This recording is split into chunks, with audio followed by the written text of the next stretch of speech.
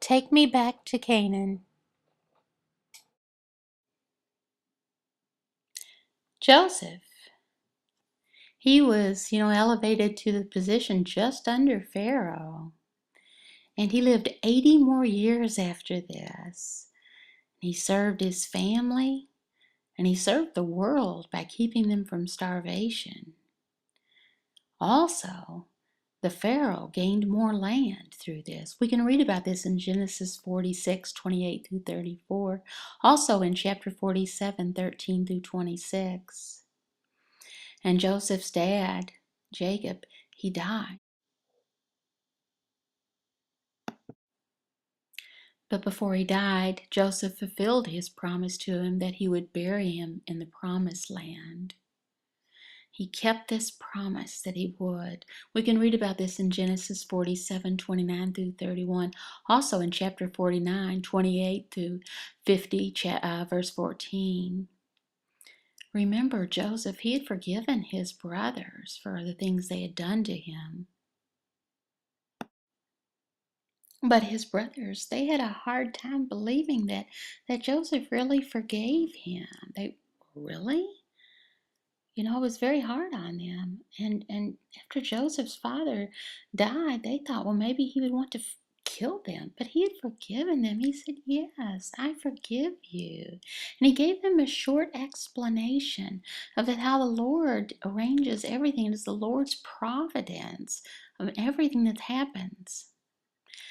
He said, as for you, you meant evil against me, but God, he meant it for good, to bring it about, everything together, that many people should be kept alive as they are today. Now that quote that Joseph said that he was telling his brother, that points to the teaching of concurrence. And what that means is, it means that God plans everything to work together for the people, the good of the people, good or bad, whatever happens, he works it together. And Joseph, he knew working through him that these things had happened through his experience. It was God's plans all along. He works everything together perfectly. And it's all for the good. Many people lived through what happened. God works through evil and through good that people do. Both. God brings everything together. And God meant for the brothers, for their purposes, even though that they were, evil things that they did, he used their purposes and he worked them together. He used their sin. Sometimes that's hard for us to understand. We need to trust that he is holy and also that he is sovereign over all things. He uses the things that people do for the ultimate good. He himself, though, is separate from all evil. He is holy. Let no one say when he is tempted, I am being tempted by God. For God cannot be tempted with evil, and he himself tempts no one. But each person is tempted when he is lured and enticed by his own desire. Then desire, when it is conceived, gives birth to sin, and sin, when it is fully grown, brings forth death. After Jacob died, Joseph, he had his family promise that they would take his remains back to the promised land to bury. And we can read about this in Genesis 50:22 through 26. Egypt, it was a good land. It was a good life for them, for Joseph and for his family. And yes, indeed it was. But Joseph, he knew that there was a better land for them. And he believed to hold on to the inheritance through the generations that God had promised to give to the people of Israel. And that God's presence would always be with them.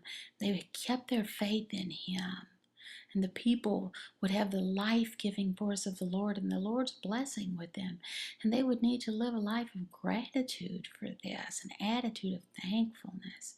Wow, Joseph, he kept his eyes on God and God's people, God's promises. He had faith and he knew that life was found only in the presence of the Lord. He knew that the presence of the Lord was life-giving and his judgments were right. And this was important for Joseph to know, that his resurrection lied in the promised land, the people of Israel, and in God.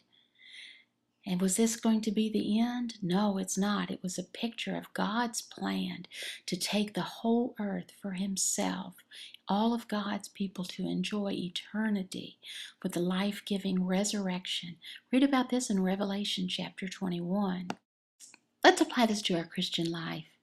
Joseph knew that God did all things good for his people, and he knew it was the promised land that was meant for them to be in Canaan, that God had promised to them. He didn't know how things were going to work out, but he knew that they were, that all things were going to come together.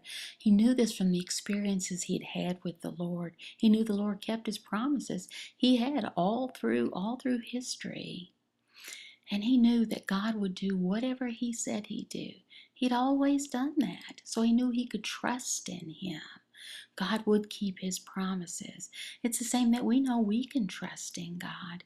The church today, all around the world, sometimes the church seems spiritually dull. And they seem like they're negative. And they're like they're not moving forward. But the church is moving forward, even if we can't see it. God's moving it forward to the future when we will see all things together come together for the good. Hello.